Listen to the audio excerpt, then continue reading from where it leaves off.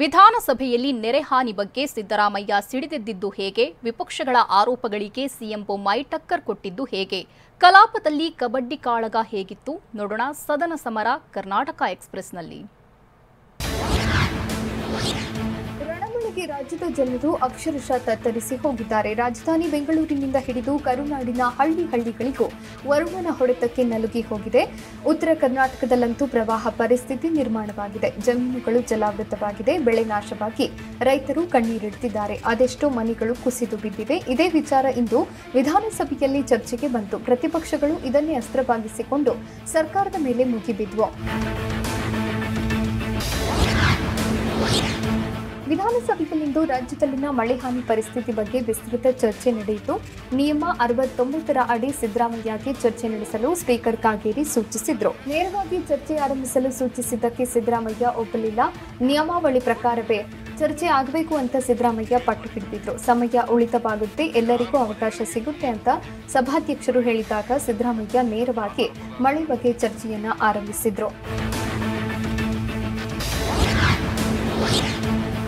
ವಿಧಾನಸಭೆ ಕಲಾಪದಲ್ಲಿ ಮಳೆಯಿಂದಾಗಿರೋ ನಷ್ಟ ಕಷ್ಟದ ಕುರಿತಾಗಿ ದೊಡ್ಡ ಜಟಾಪಟಿಯೇ ನಡೆಯಿತು. ರಾಜ್ಯದಲ್ಲಿ ಭಾರೀ ಮಳೆಯಿಂದಾಗಿ ಅಪಾರ ಹಾನಿ ಸಂಭವಿಸಿದ್ದು, ಬೆಂಗಳೂರು ನಗರದಲ್ಲೂ ಮಳೆಗೆ ಜನಜೀವನ ಅಸ್ತವ್ಯಸ್ತವಾಗಿದೆ. ಮುಂಜಾಗ್ರತಾ ಕ್ರಮ ಕೈಗೊಳ್ಳದೆ ಇರೋದು ಕಾರಣ ಅಂತ ಸಿದ್ದರಾಮಯ್ಯ ಹೇಳಿದ್ರು. ಭಾರೀ ಮಳೆಗೆ ಸುಮಾರು 20 ಜಿಲ್ಲೆಗಳಲ್ಲಿ ಪ್ರವಾಹ ಬಂದಿದೆ. ಸರ್ಕಾರದ ಬೇಜವಾಬ್ದಾರಿತನದಿಂದ ಈ ಪರಿಸ್ಥಿತಿ ಬಂದಿದೆ ಎಂದ ಸಿದ್ದರಾಮಯ್ಯ, ಕಳೆದ ಬಾರಿಯ ಮುಂಗಾರು ಅಧಿವೇಶನದಲ್ಲಿ ಮಾತನಾಡುವಾಗಲೂ ಹವಾಮಾನ ಇಲಾಖೆ ಎಚ್ಚರಿಕೆ ಕೊಟ್ಟಿತ್ತು, ಆದರೂ ಸರ್ಕಾರ ಎಚ್ಚೆತ್ತುಕೊಳ್ಳಿಲ್ಲ ಅಂತ ಹೇಳಿದ್ರು. ಮಳೆ ಹಾನಿ ಮತ್ತು ಪರಿಹಾರದ ಬಗ್ಗೆ ಮಾತನಾಡಿದ ಸಿದ್ದರಾಮಯ್ಯ, ಇದುವರೆಗೆ 10 ರಿಂದ 12 ಲಕ್ಷ ಹೆಕ್ಟೇರ್ ಪ್ರದೇಶದಲ್ಲಿ ಬೆಳೆ ಹಾನಿಯಾಗಿದೆ. 24,000ಕ್ಕೂ ಹೆಚ್ಚು ಮನೆಗಳು ಹಾನಿಗೊಳಗಾಗಿದೆ ಅಂತ ಸರ್ಕಾರದ ವರದಿಯಲ್ಲಿದೆ. ಆದರೆ ಸರ್ಕಾರ ಇದುವರೆಗೆ ಕೆಲವೇ ಮನೆಗಳಿಗೆ ನೀರು ನುಗ್ಗಿ ಹಾನಿಯಾಗಿದ್ದಕ್ಕೆ ಮಾತ್ರ ಪರಿಹಾರ ಕೊಟ್ಟಿದೆ ಅಂತ ತರಾಟೆಗೆ ತೆಗೆದುಕೊಂಡ್ರು. ಇನ್ನು ಮಳೆ ಹಾನಿ ಬಗ್ಗೆ ರಾಜ್ಯ ಸರ್ಕಾರ ಕೇಂದ್ರಕ್ಕೆ ನೀಡಿರುವ ವರದಿ ಬಗ್ಗೆಯೂ ಸಿದ್ದರಾಮಯ್ಯ ಸದನದಲ್ಲಿ ಪ್ರಸ್ತಾಪಿಸಿದ್ರು.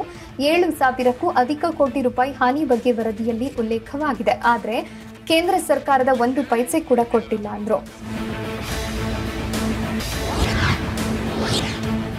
ಬೆಂಗಳೂರಿನಲ್ಲಾದ ಮಳೆ ಅವಾಂತರದ ಬಗ್ಗೆಯೂ ಸದನದಲ್ಲಿ ಚರ್ಚೆಯಾಯಿತು. ಸೆಪ್ಟೆಂಬರ್ 8ರಂದು ಎಪ್ಸಿಲಾನ್ ಲೇಔಟ್ಗೆ ಸಿದ್ದರಾಮಯ್ಯ ಭೇಟಿ ಕೊಟ್ಟ ವಿಚಾರವಾಗಿ ವಿಧಾನಸಭೆಯಲ್ಲಿ ಕೆಲ ಕಾಲ ವಾಗ್ಯುದ್ಧ ನಡೆಯಿತು. ಬೆಂಗಳೂರಿನಲ್ಲಿ ಬೋಟ್ನಲ್ಲಿ ಹೋಗೋ ಪರಿಸ್ಥಿತಿ ಇದೆ. ಅರವಿಂದ ಲಿಂಬಾವಳಿ ಕ್ಷೇತ್ರದಲ್ಲೇ ಮಳೆಯಿಂದ ಹೆಚ್ಚು ಸಂಕಷ್ಟ ಎದುರಾಗಿದೆ ಅಂತ ಸಿದ್ದರಾಮಯ್ಯ ಹೇಳಿದ್ರು. ಬೇರೆ ರಸ್ತೆ ಇತ್ತು, ಬೋಟ್ನಲ್ಲಿ ಹೋಗೋ ಪರಿಸ್ಥಿತಿ ಇರಲಿಲ್ಲ ಅಂತ ಲಿಂಬಾವಳಿ ಸ್ಪಷ್ಟನೆ ಕೊಟ್ಟರು. ಆದರೆ ಇದಕ್ಕೂ ಸುಮ್ಮನಾಗದ ಸಿದ್ದರಾಮಯ್ಯ, ಯಾವ ರಸ್ತೆಯಲ್ಲಿ ಹೋಗ್ತಿದ್ವೋ ಅಲ್ಲೇ ನೀರು ತುಂಬಿದೆ ಅಂತ ತಿರುಗೇಟು ಕೊಟ್ಟರು.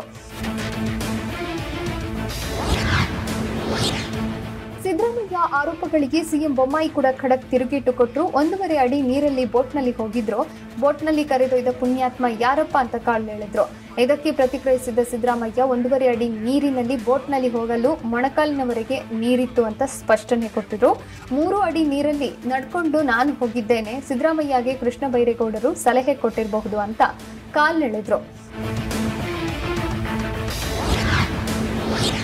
ಸದನದಲ್ಲಿ ಕಾಂಗ್ರೆಸ್ ಮತ್ತು ಬಿಜೆಪಿ ಕಾಲುವೆ ಸಮರವೇ ನಡೆಯಿತು. ಸದನದಲ್ಲಿ ಕಾಂಗ್ರೆಸ್ ವಿರುದ್ಧ ವಾಗ್ದಾಳಿ ನಡೆಸಿದ ಸಿಎಂ, ನಿಮ್ಮ ಕಾಲದಲ್ಲಿ ರಾಜಕಾಲುವೆ ಅಭಿವೃದ್ಧಿ ಆಗಿರಲಿಲ್ಲ, ಹೀಗಾಗಿ ಬೆಂಗಳೂರಿನಲ್ಲಿ ಮಳೆಯಿಂದ ಅವಾಂತರ ಆಗಿದೆ. ನಿಮ್ಮ ಆಡಳಿತದಲ್ಲಿ ಆಗಿದ್ದನ್ನ ನಾವು ಮಾಡಿದ್ದೇವೆ ಅಂತ ವಿಪಕ್ಷಗಳಿಗೆ ಸಿಎಂ ಬೊಮ್ಮಾಯಿ ಟಾಂಗ್ ಕೊಟ್ಟರು.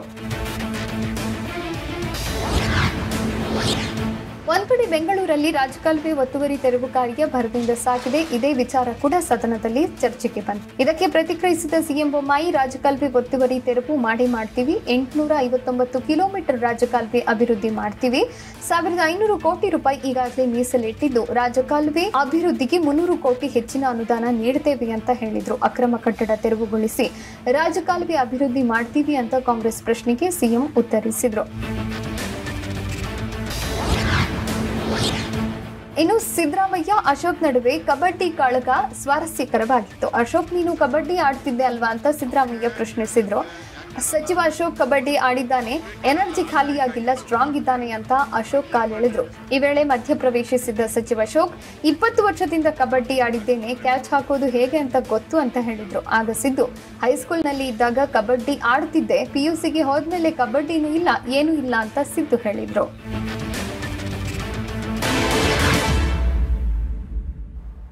ಸೇತುವೆ ಸೇತುವೆಗಳು ಮುಳುಗಿ ಅವಾಂತರ ಸೃಷ್ಟಿಯಾಗಿದ್ದು ಎಲ್ಲಿ? ಗ್ರಾಮಗಳಿಗೆ ನೀರು ನುಗ್ಗಿ ಜನ ಪರದಾಡಿದ್ದು ಹೇಗೆ? ಪ್ರಚಂಡ ಪ್ರವಾಹಕ್ಕೆ ದೇವಸ್ಥಾನಗಳೇ ಮುಳುಗಿದ್ದು ಎಲ್ಲಿ? ನೋಡೋಣ ಜಲಾಘಾತ ಕರ್ನಾಟಕ ಎಕ್ಸ್‌ಪ್ರೆಸ್‌ನಲ್ಲಿ. ನದಿ ಮಧ್ಯದಲ್ಲೇ ಸುಳಿಗಾಳಿ ಕಾಣಿಸಿಕೊಂಡ ಅಪರೂಪದ ಘಟನೆ ಉಡುಪಿಯ ಪಾಪನಾಶಿನಿ ನದಿಯಲ್ಲಿ ಕಂಡುಬಂದಿದೆ. ಸುಳಿಗಾಳಿಯಿಂದಾಗಿ ನದಿಯ ನೀರು ಆಕಾಶದೆಡೆಗೆ ಚಿಮ್ಮಿದೆ. ಅಮಲಪಾಡಿ ಕಿದಿಯೂರು ಚಕ್ವಾದೆ ತೀರದಲ್ಲಿ ಘಟನೆ ನಡೆದಿದ್ದು, ಗಾಳಿಯ ರಭಸಕ್ಕೆ ಆಕಾಶಕ್ಕೆ ನೀರು ಚಿಮ್ಮುತ್ತಿರುವುದನ್ನು ಸ್ಥಳೀಯರು ತಮ್ಮ ಮೊಬೈಲ್ನಲ್ಲಿ ಸೆರೆ ಹಿಡಿದಿದ್ದಾರೆ. ಬೆಳಗಾವಿ ಜಿಲ್ಲೆಯಲ್ಲಿ ಮಳೆ ರುದ್ರತಾಂಡವವನ್ನೇ ನಡೆಸಿದೆ. ಅದರಲ್ಲೂ ಗೋಕಾಕ್ ನಗರದ ಹಲವು ಕಡೆ ಪ್ರವಾಹ ಪರಿಸ್ಥಿತಿ ಉಂಟಾಗಿದೆ. ಜಮೀನುಗಳಿಗೆ ನೀರು ನುಗ್ಗಿ ಅಪಾರ ಪ್ರಮಾಣದ ಬೆಳೆ ನಾಶವಾಗಿದೆ. ಗೋಕಾಕ್ ಹೊರವಲಯದ ಘಟಪ್ರಭಾ ನದಿಗೆ ಅಡ್ಡಲಾಗಿ ಕಟ್ಟಿರುವಂತಹ ಲೋಳಸುರ ಸೇತುವೆ ಸುತ್ತಮುತ್ತ ಬರೀ ನೀರೇ ತುಂಬಿಕೊಂಡಿದೆ. ಡ್ರೋನ್ ಕ್ಯಾಮೆರಾದಲ್ಲಿ ಪ್ರವಾಹ ಪರಿಸ್ಥಿತಿಯ ದೃಶ್ಯ ಸೆರೆಯಾಗಿದ್ದು, ಪರಿಸ್ಥಿತಿಯ ಗಂಭೀರತೆಯನ್ನ ಅರ್ಥ ಮಾಡಿಸುವಂತಿದೆ. ಪಶ್ಚಿಮ ಘಟ್ಟ ಪ್ರದೇಶದಲ್ಲಿ ಮಳೆ ಅಬ್ಬರ ಜೋರಾಗಿದ್ದರಿಂದ ಕೃಷ್ಣಾ ನದಿ ಭೋರ್ಗರೆಯುತ್ತಿದೆ. ಕೃಷ್ಣಾ ನದಿಗೆ ಅಡ್ಡಲಾಗಿ ಕಟ್ಟಿರುವಂತಹ ಕಲ್ಲೋಲ ಯಡಿಯೂರು ಸೇತುವೆ ಕೃಷ್ಣಾ ನದಿ ಅಬ್ಬರಕ್ಕೆ ಮುಳುಗಡೆಯಾಗಿದೆ. ಬೆಳಗಾವಿ ಜಿಲ್ಲೆ ಚಿಕ್ಕೋಡಿ ತಾಲೂಕಿನ ಕಲ್ಲೋಳ ಗ್ರಾಮ ಹಾಗೂ ಯಡೂರ ಗ್ರಾಮಕ್ಕೆ ಸಂಪರ್ಕ ಕಲ್ಪಿಸುವ ಸೇತುವೆ ಇದಾಗಿದೆ. ಸೇತುವೆ ಮುಳುಗಡೆಯಾಗಿದ್ದರಿಂದ 30 ಕಿಲೋಮೀಟರ್ ಸುತ್ತುವರೆದು ವಾಹನ ಸಂಚರಿಸಬೇಕಾಗಿದೆ. ಇದಿಷ್ಟೇ ಅಲ್ಲದೆ ನದಿ ಪಕ್ಕದ ದತ್ತ ಮಂದಿರಕ್ಕೂ ಕೂಡ ಜಲ ದಿಗ್ಬಂಧನ ಉಂಟಾಗಿದೆ. ಬೆಳಗಾವಿ ಜಿಲ್ಲೆಯ ಖಾನಾಪುರ ತಾಲೂಕಿನಾದ್ಯಂತ ಮಳೆಯ ಅಬ್ಬರ ಮುಂದುವರೆದಿದೆ. ಹೀಗಾಗಿ ಖಾನಾಪುರದ ಹಬ್ಬನಟ್ಟಿ ಗ್ರಾಮದ ಮಾರುತಿ ಮಂದಿರ ಸಂಪೂರ್ಣವಾಗಿ ಜಲಾವೃತಗೊಂಡಿದೆ. ನಿರಂತರ ಮಳೆ ಹಿನ್ನೆಲೆಯಲ್ಲಿ ಮಲಪ್ರಭಾ ನದಿ ತುಂಬಿ ಹರಿತಿದ್ದು, 1 ತಿಂಗಳ ಅವಧಿಯಲ್ಲಿ 2ನೇ ಬಾರಿಗೆ ಮಾರುತಿ ದೇವಾಲಯ ಮುಳುಗಡೆಯಾಗಿದೆ. ನಿನ್ನೆ ರಾತ್ರಿಯಿಂದಲೇ ಸಂಪೂರ್ಣವಾಗಿ ದೇವಸ್ಥಾನ ಜಲಾವೃತಗೊಂಡಿದೆ. ಬೆಳಗಾವಿ ಜಿಲ್ಲೆಯ ಗೋಕಾಕ್ ತಾಲೂಕಿನ ಮುಸುಗುಬ್ಬಿಯಲ್ಲಿ ಘಟಪ್ರಭಾ ನದಿ ಅಬ್ಬರಕ್ಕೆ ಜಲದಿಗ್ಬಂಧನ ವಿಧಿಸಲಾಗಿದೆ. ಮುಸುಗುಬ್ಬಿ ಗ್ರಾಮಕ್ಕೆ ನದಿ ನೀರು ಎಂಟ್ರಿ ಕೊಟ್ಟಿದ್ದು, ಗ್ರಾಮದ 10ಕ್ಕೂ ಹೆಚ್ಚು ಮನೆಗಳಿಗೆ ನೀರು ನುಗ್ಗಿದೆ. ಹೀಗಾಗಿ ನಿವಾಸಿಗಳು ಇನ್ನಿಲ್ಲದಂತೆ ಪರದಾಡುವಂತಾಗಿದೆ. ಮನೆಯಲ್ಲಿದ್ದ ವಸ್ತುಗಳೆಲ್ಲವೂ ನೀರು ಪಾಲಾಗಿದ್ದು ಕಂಗಾಲಾಗಿದ್ದಾರೆ. ಇದಿಷ್ಟೇ ಅಲ್ಲ, ಘಟಪ್ರಭಾ ನದಿ ಅಬ್ಬರದಿಂದಾಗಿ ಸಾವಿರಾರು ಎಕರೆ ಪ್ರದೇಶದಲ್ಲಿ ಬೆಳೆಯಲಾಗಿದ್ದ ಕಬ್ಬು ಬೆಳೆ ಜಲಾವೃತವಾಗಿದೆ. ಘಟಪ್ರಭಾ ನದಿ ಅಬ್ಬರದಿಂದ ಮುಸುಗುಪ್ಪಿ ಗ್ರಾಮದಲ್ಲಿ ಅವಾಂತರ ಸೃಷ್ಟಿಯಾಗಿದೆ. ಬೆಳಗಾವಿ ಜಿಲ್ಲೆ ಗೋಕಾಕ್ ತಾಲೂಕಿನ ಮುಸುಗುಪ್ಪಿ ಗ್ರಾಮದಲ್ಲಿ ಜಲಾಸುರನ ದಾಳಿಗೆ ಜನ ಕಂಗಾಲಾಗಿದ್ದಾರೆ. ಮನೆಗಳಿಗೆ ಜಮೀನುಗಳಿಗೆ ನೀರು ನುಗ್ಗಿದ್ದು ಪರದಾಡುವಂತಾಗಿದೆ. ಇದರ ಜೊತೆಗೆ ಮುಸುಗುಬ್ಬಿ ಗ್ರಾಮದ ಲಕ್ಷ್ಮೀದೇವಿ ದೇವಸ್ಥಾನಕ್ಕೂ ನದಿ ಎಂಟ್ರಿ ಕೊಟ್ಟಿದೆ. ಮತ್ತಷ್ಟು ನೀರು ಹೆಚ್ಚಾದ್ರೆ ಗ್ರಾಮದ ಅಂಬೇಡ್ಕರ್ ಕಾಲೋನಿ ಮುಳುಗಡೆಯಾಗುವ ಭೀತಿ ಶುರುವಾಗಿದೆ. ಚಿಕ್ಕಮಗಳೂರು ಜಿಲ್ಲೆ ಮಲೆನಾಡು ಭಾಗದಲ್ಲಿ ಗಾಳಿ ಮಳೆ ಮುಂದುವರೆದಿದೆ. ಚಾಲಕನ ನಿಯಂತ್ರಣ ತಪ್ಪಿ ಮೂಡಿಗೆರೆ ತಾಲೂಕಿನ ಬೆಟಗೆರೆಯಲ್ಲಿ ಕೆಎಸ್ಆರ್ಟಿಸಿ ಬಸ್ ಪಲ್ಟಿಯಾಗಿದೆ. ಚರಂಡಿಗೆ ಸರ್ಕಾರಿ ಬಸ್ ನುಗ್ಗಿದ್ದು, ಡ್ರೈವರ್ ಸೀಟಿನಿಂದ ಪ್ರಯಾಣಿಕರು ಕೆಳಗಿಳಿಬೇಕಾಯಿತು. ಬಸ್ನಲ್ಲಿ 40ಕ್ಕೂ ಹೆಚ್ಚು ಪ್ರಯಾಣಿಕರು ತೆರಳುತ್ತಿದ್ರು ಎನ್ನಲಾಗಿದೆ. ಗುತ್ತಿಹಳ್ಳಿಯಿಂದ ಬೆಟಗೆರೆ ಮೂಲಕ ಮೂಡಿಗೆರೆಗೆ ಬಸ್ ಬರ್ತಿದ್ದ ವೇಳೆ ಅವಘಡ ನಡೆದಿದ್ದು, ಯಾವುದೇ ತೊಂದರೆ ಆಗಿಲ್ಲ. ರಾಯಚೂರಿನಲ್ಲಿ ಮಳೆ ನಿಂತರೂ ಪರದಾಟ ಮಾತ್ರ ಇನ್ನೂ ನಿಂತಿಲ್ಲ. ಒಂದೇ ಹಳ್ಳದ ಹೊಡೆತಕ್ಕೆ ಸಾವಿರಾರು ಎಕರೆ ಬೆಳೆ ಸರ್ವನಾಶವಾಗಿದೆ.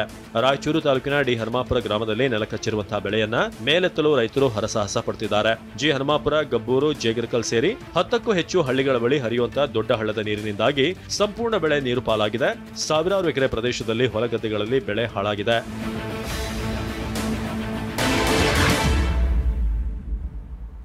ಘಟಪ್ರಭಾ ನದಿ ಅಬ್ಬರಕ್ಕೆ ನಡುಗಿ ಹೋಗಿರುವ ಜಿಲ್ಲೆಗಳು ಯಾವುದು? ಪ್ರವಾಹದ ಆತಂಕ ಎದುರಾಗಿ ಜನ ಊರು ಬಿಟ್ಟಿದ್ದು ಎಲ್ಲಿ? 7 ನದಿಗಳ ಆರ್ಭಟದಿಂದ ಸಮಸ್ಯೆಗಳ ಸರಮಾಲೆ ಸೃಷ್ಟಿಯಾಗಿದ್ದು ಎಲ್ಲಿ? ನೋಡೋಣ ಪ್ರವಾಹ ಭೀತಿ ಕರ್ನಾಟಕ ಎಕ್ಸ್‌ಪ್ರೆಸ್‌ನಲ್ಲಿ. ಬಾಗಲಕೋಟೆ ಜಿಲ್ಲೆಗೆ ಜಲಾಸುರನ ಭೀತಿ ಎದುರಾಗಿದೆ. ರಬಕವಿ, ಬನಹಟ್ಟಿ, ಮುಧೋಳ, ಬಾಗಲಕೋಟೆ, ಬೀಳಗಿ ತಾಲೂಕುಗಳಲ್ಲಿ ಯಾವ ಕ್ಷಣದಲ್ಲಿ ಏನಾಗುತ್ತೋ ಅನ್ನೋ ಭಯ ಶುರುವಾಗಿದೆ.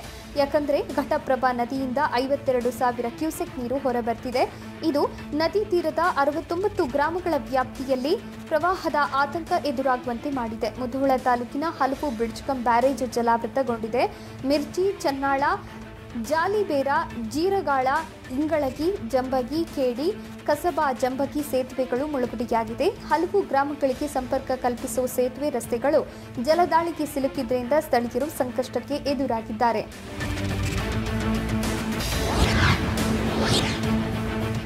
ಬಾಗಲಕೋಟೆಗೆ ಜಿಲ್ಲೆಗೆ ಕ್ಷಣಕ್ಕೂ ಪ್ರವಾಹದ ಭೀತಿ ಕಾಡ್ತಾ ಇದೆ. ಯಾಕಂದ್ರೆ ಕಳೆದ ತಿಂಗಳಷ್ಟೇ ನೆರೆ ಭೀತಿ ಎದುರಾಗಿತ್ತು. ಈಗ ಮತ್ತೆ ಅದೇ ಪರಿಸ್ಥಿತಿ ಬಂದೊದಗಿದೆ. ಹೀಗಾಗಿ ನದಿ ಪಾತ್ರದ ಜನರಿಗೆ ಸುರಕ್ಷಿತ ಸ್ಥಳಗಳಿಗೆ ತೆರಳುವಂತೆ ತಾಲೂಕು ಆಡಳಿತ ಸೂಚನೆ ಕೊಟ್ಟಿದೆ.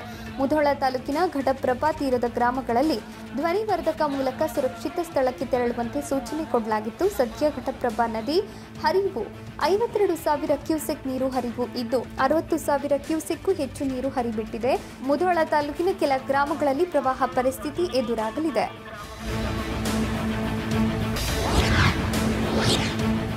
ಬಾಗಲಕೋಟೆ ಜಿಲ್ಲೆಯಲ್ಲಿ ಘಟಪ್ರಭಾ ನದಿ ಅಪಾಯದ ಮಟ್ಟ ಮೀರಿ ಭೋರ್ಗರೆಯುತ್ತಿದೆ. ಇದರಿಂದ ಮುಧೋಳ, ರಬಕವಿ, ಬನಹಟ್ಟಿ ತಾಲೂಕಿನಲ್ಲಿ ನದಿ ಪಾತ್ರದ ಗ್ರಾಮಗಳಲ್ಲಿ ಪ್ರವಾಹ ಭೀತಿ ಎದುರಾಗಿದೆ. ಘಟಪ್ರಭಾ ನದಿ ಆರ್ಭಟಕ್ಕೆ ಮಿರ್ಜಿ ಘಟಪ್ರಭಾ ಸೇತುವೆ ಜಲಾವೃತಗೊಂಡಿದ್ದು ಸೇತುವೆ ಮೇಲೆ 5 ಅಡಿಯಷ್ಟು ನೀರು ಹರಿಯುತ್ತಿದೆ.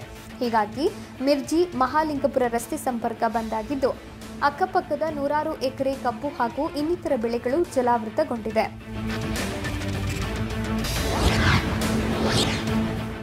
ಬಾಗಲಕೋಟೆ ಜಿಲ್ಲೆ ಮುಧೋಳ ತಾಲೂಕಿನ ಮಾಚಕನೂರ ಗ್ರಾಮದಲ್ಲಿ ದೇವರಿಗೂ ಘಟಪ್ರಭಾ ನದಿ ಅಬ್ಬರದ ಎಫೆಕ್ಟ್ ತಟ್ಟಿದೆ. ಐತಿಹಾಸಿಕ ಹೊಳೆ ಬಸವೇಶ್ವರ ದೇವಸ್ಥಾನಕ್ಕೆ ಜಲಕಂಟಕ ಎದುರಾಗಿದೆ. ದೇವಸ್ಥಾನದೊಳಗೆ ನೀರು ನುಗ್ಗಿ 4 ಅಡಿಯಷ್ಟು ನೀರು ತುಂಬಿಕೊಂಡಿದೆ. ಹೀಗಾಗಿ ದೇವಸ್ಥಾನಕ್ಕೆ ತೆರಳೋದಕ್ಕೂ ಸಾಧ್ಯವಾಗ್ತಿಲ್ಲ. ಅಷ್ಟರ ಮಟ್ಟಿಗೆ ಘಟಪ್ರಭಾ ನದಿ ನೀರು ಹರಿಯುತ್ತಿದೆ. ಇದರಿಂದಾಗಿ ಭಕ್ತರು ದೇವರ ದರ್ಶನ ಪಡೆಯುವುದಕ್ಕೂ ಸಾಧ್ಯವಾಗದೆ ಪರದಾಡುವಂತಾಗಿದೆ.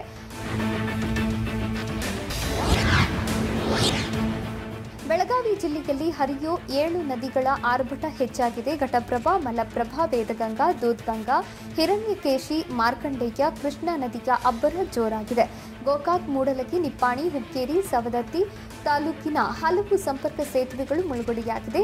ಜಲಾಶಯಗಳಿಂದ ನೀರು ಹೊರಬಿಡುತ್ತಿರೋದ್ರಿಂದಾಗಿ ಸಾಕಷ್ಟು ನೆರೆ ಸೃಷ್ಟಿಯಾಗಿದ್ದು ಘಟಪ್ರಭಾ ನದಿ ಪಾತ್ರದ 40 ಗ್ರಾಮಗಳು, ಮಲಪ್ರಭಾ ನದಿ ಪಾತ್ರದ 20ಕ್ಕೂ ಹೆಚ್ಚು ಗ್ರಾಮಗಳಿಗೆ ಪ್ರವಾಹ ಭೀತಿ ಶುರುವಾಗಿದೆ.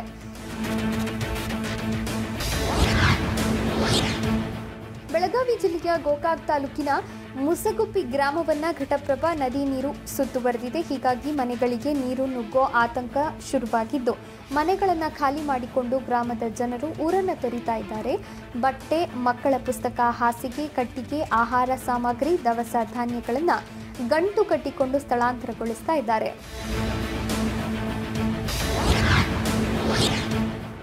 ಘಟಪ್ರಭಾ ನದಿ ಪ್ರವಾಹದ ಆತಂಕ ಯಾವ ಮಟ್ಟಿಗೆ ಅಂದರೆ ಅಧಿಕಾರಿಗಳು ಎಚ್ಚರಿಕೆ ಕೊಡುವ ಮುನ್ನವೇ ಜನರು ಎಚ್ಚೆತ್ತು ಸ್ವಯಂ ಪ್ರೇರಿತವಾಗಿ ಸುರಕ್ಷಿತ ಸ್ಥಳಗಳಿಗೆ ಹೋಗ್ತಿದ್ದಾರೆ. ಮುಸಗುಪ್ಪಿ ಗ್ರಾಮದ ಜನರು ಬೇರೆ ಬೇರೆ ಕಡೆ ಸ್ಥಳಾಂತರಗೊಳ್ಳುತ್ತಿದ್ದಾರೆ. ಈವರೆಗೂ ಯಾವುದೇ ಅಧಿಕಾರಿಗಳು ಸ್ಥಳಕ್ಕೆ ಬಂದಿಲ್ಲ, ಯಾವುದೇ ವ್ಯವಸ್ಥೆ ಮಾಡಿಲ್ಲ ಅಂತ ಜನ ಆಕ್ರೋಶ ಹೊರಹಾಕಿದ್ರು. ಪ್ರತಿ ವರ್ಷ ಮಳೆಗಾಲ ಬಂದರೆ ಇದೇ ಪರಿಸ್ಥಿತಿ ನಿರ್ಮಾಣವಾಗುತ್ತೆ. ಸಾಮಗ್ರಿಗಳನ್ನು ಕಟ್ಟಿಕೊಂಡು ಮಕ್ಕಳ ಜೊತೆ ಮನೆ ಬಿಡೋದು ತುಂಬಾ ಕಷ್ಟವಾಗುತ್ತೆ. ಪರಿಸ್ಥಿತಿ ಗಂಭೀರವಾಗಿದೆ ಅಂತ ಕಣ್ಣೀರು ಹಾಕಿದ್ರು.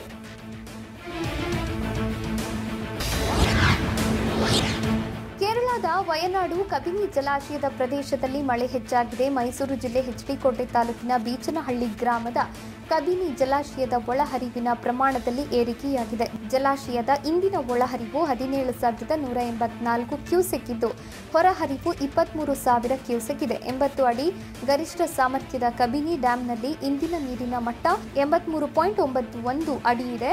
ಒಟ್ಟು 19.45 ಟಿಎಂಸಿ ನೀರು ಕಬಿನಿ ಜಲಾಶಯದಲ್ಲಿದೆ. ಸದನದಲ್ಲಿ ಮೊಟ್ಟೆ ಫೈಟ್ ತಾರಕಕ್ಕೇರಿದ್ದು ಹೇಗೆ? ಮೊಟ್ಟೆ ಎಸೆಯೋದು ಶೂರತ್ವನ ಅಂತ ಸಿದ್ದು ಕೆಣಕಿದ್ದು ಯಾರನ್ನ? ಪ್ರೀತಿ ನಿರಾಕರಿಸಿದ್ದಕ್ಕೆ ಯುವತಿಗೆ ಚಾಕು ಇರಿದಿದ್ದು ಎಲ್ಲಿ? ನೋಡೋಣ ಸಮಗ್ರ ಕರ್ನಾಟಕ ಎಕ್ಸ್‌ಪ್ರೆಸ್‌ನಲ್ಲಿ. ವಿಧಾನಸಭೆಯಲ್ಲಿ ಮೊಟ್ಟೆ ಎಸೆತ ಪ್ರಕರಣ ಕೂಡ ಪ್ರಸ್ತಾಪ ಆಯಿತು. ನಾನು ಮಡಿಕೇರಿಗೆ ಹೋದಾಗ ನನ್ನ ಮೇಲೆ ಮೊಟ್ಟೆ ಎಸೆದಿದ್ದಾರೆ, ಕಪ್ಪು ಬಾವುಟ ತೋರಿಸಿ ಮೊಟ್ಟೆ ಎಸೆದ್ರು ಅಂತ ಸಿದ್ದರಾಮಯ್ಯ ಪ್ರಸ್ತಾಪ ಮಾಡಿದ್ರು. ಡಿಸಿ ಕಚೇರಿ ಗೋಡೆ ಕುಸಿದಿರೋದನ್ನ ನಾನು ನೋಡೋಕೆ ಹೋಗಿದ್ದೆ, ಆಗ ಕಾರಿನ ಮೇಲೆ ಮೊಟ್ಟೆ ಎಸೆದಿದ್ದಾರೆ ಅಂತ ಹೇಳಿದ್ರು. ಇದೇ ವಿಚಾರ ಸದನದಲ್ಲಿ ಭಾರಿ ಸದ್ದು ಮಾಡ್ತು. ಇನ್ನು ಕಲಾಪದಲ್ಲಿ ಸಿದ್ದರಾಮಯ್ಯ ಕೆಂಡಾಮಂಡಲರಾಗಿದ್ರು. ಅಪ್ಪಚ್ಚು ರಂಜನ್ ಮೊಟ್ಟೆ ಎಸೆಸಿದ್ದು ಅಂತ ಫುಲ್ ರಾಂಗ್ ಆದ್ರು. ನನಗೆ ಇದರ 10ರಷ್ಟು ಮಾಡಿಸೋದಕ್ಕೆ ಬರುತ್ತೆ, ಇವರೊಬ್ಬರೇ ಪಾಳೆಗಾರರು, ಈ ಷಡ್ಯಂತ್ರ ಬೆದರಿಕೆಗೆ ಹೆದರಲ್ಲ ಅಂತ ಗುಡುಗಿದ್ರು. ಮೊಟ್ಟೆ ಎಸೆದು ಕಪ್ಪು ಬಾವುಟ ತೋರಿಸಿ ಶೂರತ್ವನ? ಏನು ದೊಡ್ಡ ವೀರರು ಶೂರರ ಇವರು ಅಂತ ರೋಷಾವೇಶ ವ್ಯಕ್ತಪಡಿಸಿದ್ರು. ದೊಡ್ಡ ಸಾಧನೆ ಮಾಡಿದ್ದಾರೆ, ವೀರರು ಶೂರರು ಅಂತ ವ್ಯಂಗ್ಯವಾಡಿದ್ರು. ಎಷ್ಟಕ್ಕೆ ಸುಮ್ಮನಾಗದ ವಿಪಕ್ಷ ನಾಯಕ ಸಿದ್ದರಾಮಯ್ಯ ಮನಸ್ಸು ಮಾಡಿದ್ರೆ ಇಡೀ ರಾಜ್ಯದಲ್ಲಿ ಬೇಕಾದ್ರೆ ನಾನು ಇದನ್ನ ಮಾಡಿಸ್ತೇನೆ, ಆದ್ರೆ ನಾನು ಈ ರೀತಿ ಮಾಡೋದಕ್ಕೆ ಹೋಗಲ್ಲ ಅಂತ ಗುಟುರು ಹಾಕಿದ್ರು. ನಮಗೆ ಮೊಟ್ಟೆ ಕಲ್ಲು ಎಸೆಸೋದಕ್ಕೆ ಬರಲ್ವಾ ಅಂತ ವಿಧಾನಸಭೆ ಕಲಾಪದಲ್ಲಿ ಸಿದ್ದು ಗಿರಂ ಹಾಕಿದ್ರು. ಆಗ ಕೆಜಿ ಬೋಪಯ್ಯ, ನಿಮ್ಮ ಮೇಲೆ ಕೊಡಗಿನ ಜನರಿಗೆ ಸಿಟ್ಟಿತ್ತು, ನೀವು ಸಾವರ್ಕರ್ ಬಗ್ಗೆ ಮಾತನಾಡಿದ್ರಿ ಅಂತ ಹೇಳಿದ್ರು. ಇದಕ್ಕೆ ಸಿದ್ದು, ನಾನು ಇದಕ್ಕೆಲ್ಲ ಹೆದರುವಂತ ಮಗನೇ ಅಲ್ಲ ಅಂತ ಗುಡುಗಿದ್ರು. ಇನ್ನು ಬೆಂಗಳೂರಿನ ಮಳೆ ಸಮಸ್ಯೆ, ರಾಜಕಾಲುವೆ ಸಮಸ್ಯೆ ಬಗೆಹರಿಸಿ ಇಲ್ಲದಿದ್ದರೆ ಬ್ರ್ಯಾಂಡ್ ಬೆಂಗಳೂರು ಹೆಸರು ಹಾಳಾಗುತ್ತದೆ ಎಂದು ವಿಧಾನಸಭೆಯಲ್ಲಿ ಪ್ರತಿಪಕ್ಷ ನಾಯಕ ಸಿದ್ದರಾಮಯ್ಯ ಹೇಳಿದರು. ಈಗಾಗಲೇ ಐಟಿ-ಬಿಟಿ ಅವರು ಸರ್ಕಾರಕ್ಕೆ ಪತ್ರ ಬರೆದಿದ್ದಾರೆ. ಸಮಸ್ಯೆ ಬಗೆಹರಿಸದೇ ಇದ್ರೆ ಅವರೆಲ್ಲ ಬೆಂಗಳೂರು ಬಿಟ್ಟು ಹೋಗ್ತಾರೆ, ಈಗಾಗಲೇ ಒಬ್ಬರು ಧಮಕಿ ಹಾಕಿದ್ದಾರೆ ಅಂತ ಕಾಲೆಳೆದ್ರು. 2023ರ ಚುನಾವಣೆಯಲ್ಲಿ 130ರಿಂದ 140 ಸ್ಥಾನ ಗೆಲ್ಲುವ ವಿಶ್ವಾಸ ಇದೆ ಎಂದು ಹಾಸನದಲ್ಲಿ ಮಾಜಿ ಸಿಎಂ ಎಚ್.ಡಿ. ಕುಮಾರಸ್ವಾಮಿ ಹೇಳಿದ್ದಾರೆ. 2006ರಲ್ಲಿ ನನ್ನ ತಂದೆಯವರ ಇಚ್ಛೆಗೆ ವಿರುದ್ಧವಾಗಿ ಹೋದೆ, ಅದರ ಪರಿಣಾಮವಾಗಿ ಅವರ ಆರೋಗ್ಯಕ್ಕೆ ತೊಂದರೆ ಆಯಿತು. ಮುಂದಿನ ಎಲೆಕ್ಷನ್ನಲ್ಲಿ 130ರಿಂದ 140 ಸ್ಥಾನ ಗೆಲ್ಲುತ್ತೇವೆ. ನನ್ನ ಜನ್ಮಭೂಮಿಯಿಂದ ಸವಾಲು ಸ್ವೀಕರಿಸಿ ಹೊರಟಿದ್ದೇನೆ. ಪ್ರಜ್ವಲ್ ರೇವಣ್ಣ, ಸೂರಜ್, ಎಲ್ಲರ ಭವಿಷ್ಯ ನನಗೆ ಮುಖ್ಯ ಅಂತ ಎಚ್.ಡಿ.ಕೆ ಹೇಳಿದ್ರು. ಬಿಜೆಪಿಯ ಶಾಸಕ ಪ್ರೀತಂ ಗೌಡ ವಿರುದ್ಧ ಕುಮಾರಸ್ವಾಮಿ ವಾಗ್ದಾಳಿ ನಡೆಸಿದ್ದಾರೆ. ನೆಲಮಂಗಲದಿಂದ ಹಾಸನಕ್ಕೆ 4 ಪಥದ ರಸ್ತೆ ನಿರ್ಮಾಣ, ಬೆಂಗಳೂರು ಅರಸೀಕೆರೆ ರೈಲ್ವೆ ಯೋಜನೆ ಮಾಡಿದ್ಯಾರು? ಈಗ ಯಾವುದೋ ಏರ್ಪೋರ್ಟ್ ಯೋಜನೆ ಬಗ್ಗೆ ಹೇಳ್ತಾರೆ. ನಾನು ಸಿಎಂ ಆಗಿದ್ದಾಗ ಹಾಸನ ಜಿಲ್ಲೆಗೆ ಅನುದಾನ ಕೊಟ್ಟಿದ್ದೆ. ಅನುದಾನವನ್ನ ಬೇರೆ ಕಾಲೇಜಿಗೆ ವರ್ಗಾವಣೆ ಮಾಡಿದ್ರು.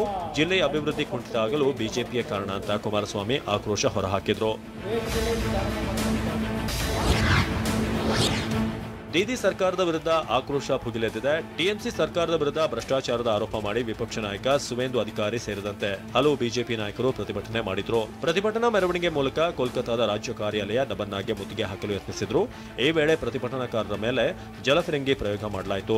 ಬಿಜೆಪಿ ನಾಯಕರು ಕಾರ್ಯಕರ್ತರನ್ನ ಪೊಲೀಸರು ವಶಕ್ಕೆ ಪಡೆದರು. ಸೇತುವೆ ಬಳಿ ಬರ್ತಿದ್ದಂತೆ ತಡೆದ ಪೊಲೀಸರು ವ್ಯಾನ್ನಲ್ಲಿ ತುಂಬಿಸಿಕೊಂಡು ಕರೆದೊಯ್ದರು. ಇದರಿಂದ ಭಾರಿ ಹೈಡ್ರಾಮಾವೇ ನಡೆದು ಹೋಯಿತು.